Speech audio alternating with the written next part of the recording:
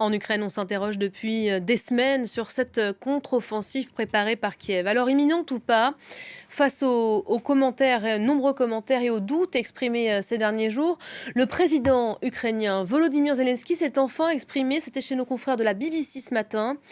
Il faudra encore, dit-il, un peu patienter. Écoutez-le.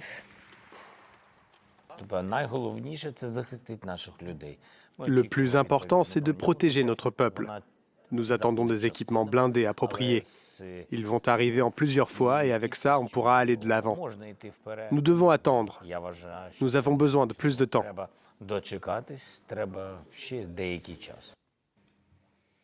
Alors, dit-il vrai, en appelant à la patience le peuple ukrainien aujourd'hui, le patron de Wagner, Yevgeny Prigojine, n'y croit absolument pas. Lui parle d'un écran de fumée en réaction. Il estime que la contre-offensive reste imminente. On va aller voir du côté de Kiev tout de suite comment ces propos sont aujourd'hui perçus. On retrouve sur place Emmanuel Chaz, notre correspondante. Bonjour Emmanuel. Des réactions peut-être déjà à ces propos?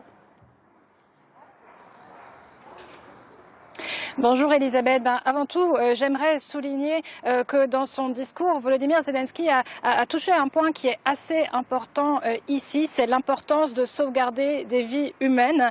Il a dit on peut bien sûr continuer, on peut bien sûr lancer une contre-offensive et on aura sans doute du succès, mais on perdrait beaucoup de monde et ça c'est inacceptable. Donc on a besoin d'attendre, on a toujours besoin de plus de temps. Ça je pense que c'est important parce que ça montre que quel que soit le niveau de préparation et l'envie de commencer une action de masse, il y a avant tout quelque chose qui tient vraiment à cœur ici en Ukraine, c'est de faire attention aux soldats, de sauvegarder le plus possible leur vie, de les préserver alors qu'on sait que l'Ukraine a déjà payé un prix énorme en matière de vie de soldats au front. Ensuite, ce qu'il faut dire, c'est que cette déclaration elle a été faite sur un média public. On pense bien que si contre-offensive il y avait, Volodymyr Zelensky n'irait pas l'annoncer aussi publiquement. Donc oui, effectivement, on peut se poser la question, est-ce que effectivement l'Ukraine va attendre ou est-ce que c'est une stratégie? Rappelez-vous, en septembre dernier, lors de la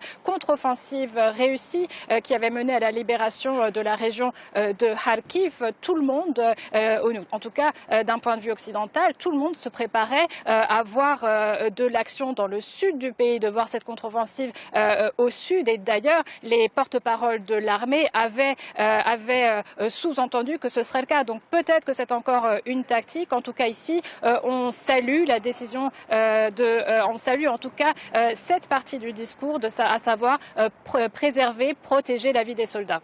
Un mot aussi peut-être, Emmanuel, s'il vous plaît, de ces craintes exprimées, d'une certaine forme de lassitude des Occidentaux.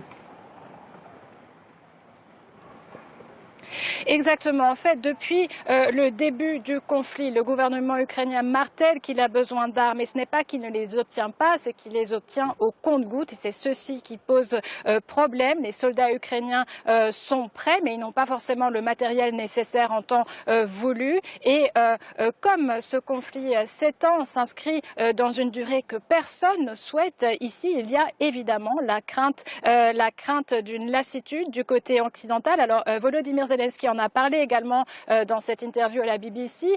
Il a dit qu'il ne s'inquiétait pas, par exemple, d'un éventuel changement de présidence aux États-Unis si Joe Biden venait à ne pas être réélu, puisqu'il explique que le soutien dont dispose l'Ukraine, dont bénéficie l'Ukraine de la part des États-Unis, est bipartisan. Mais c'est vrai qu'ici, il y a évidemment cette inquiétude que finalement, il va y avoir une sorte de normalisation de cet état de guerre et que, notamment, si une contre-offensive n'est pas justement couronnée de succès, eh bien que les pays occidentaux se lasseront de ce soutien et tenteront de pousser l'Ukraine vers des négociations.